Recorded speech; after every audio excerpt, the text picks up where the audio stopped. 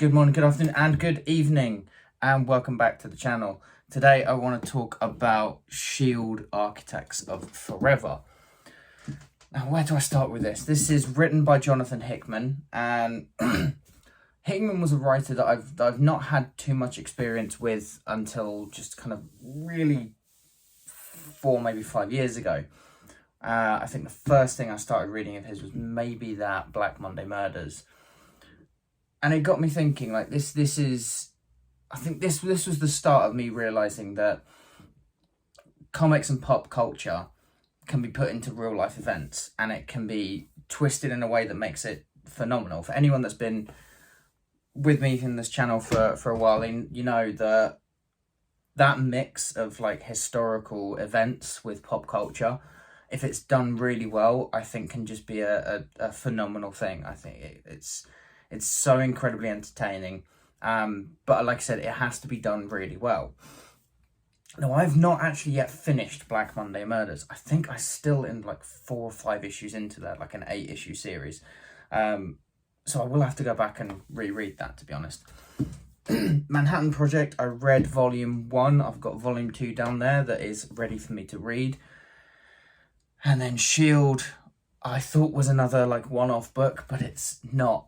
So the thing with Hickman is he really does do a deep dive into things. It's not just about the comic, the panels.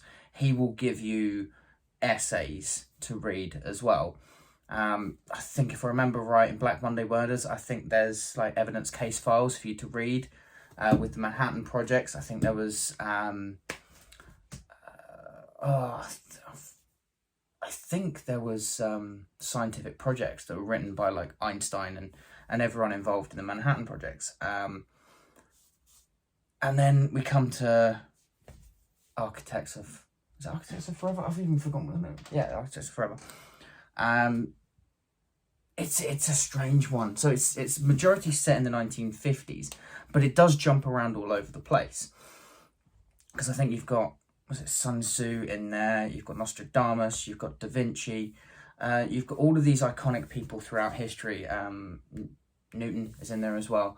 And they're all tied to the one realization that they know how the world is going to end, but they still have to save the world from everything that's happening.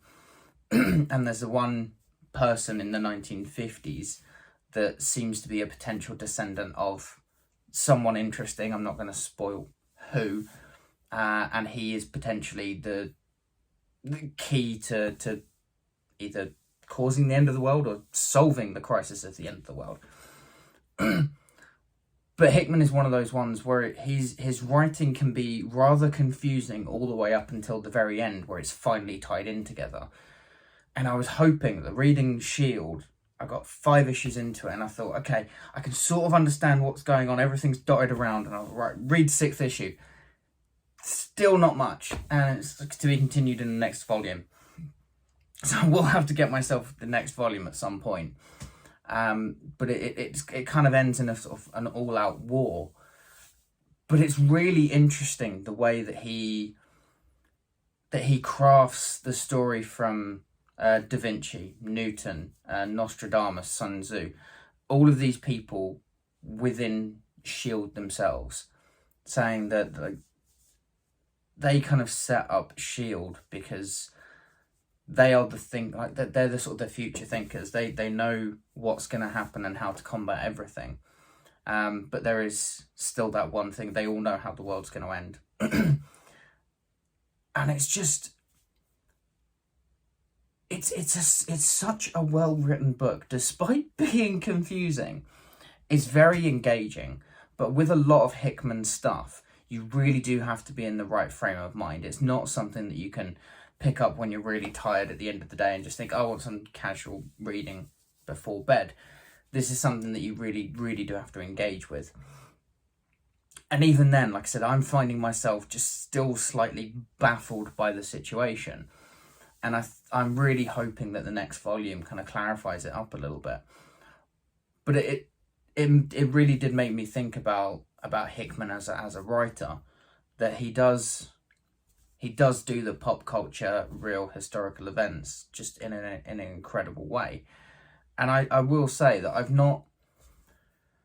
not like a massive fan of like Shield books, because I don't think they're that interesting. Even the was it the 70s Nick Fury Agent of Shield, where it's him as a super spy sleuth, and even that I just got bored. I'm not a big fan of the of to be honest, Shield in the Marvel universe. I think they're kind of a boring organization. I don't find the sort of the business side of Marvel that engaging. I would much rather look at the hero stuff, but this is completely different to that. This is more, yeah, I mean, it's more for sort of the thoughtful side of Shield, essentially. And like I said, I'm excited to see where it goes from here. I'm really hoping that it does get tied up in a really nice way, and things are explained maybe a little bit, because it's still rather confusing. I don't want to say too much without spoiling it, because there is so many names of like famous physicists, famous engineers, just everyone from like the scientific field. All the greats kind of turn up, and it's fascinating to see them interacting in terms of Marvel, in terms of the Marvel universe. But I did find it a thoroughly enjoyable read, and I would highly recommend it. But if you have read Shield, or to be honest, any of the other Hickman books, let me know what you guys think about down in the comments below. Don't forget to like, share, and subscribe, because it really does help me out. And I'll see you all in the next video.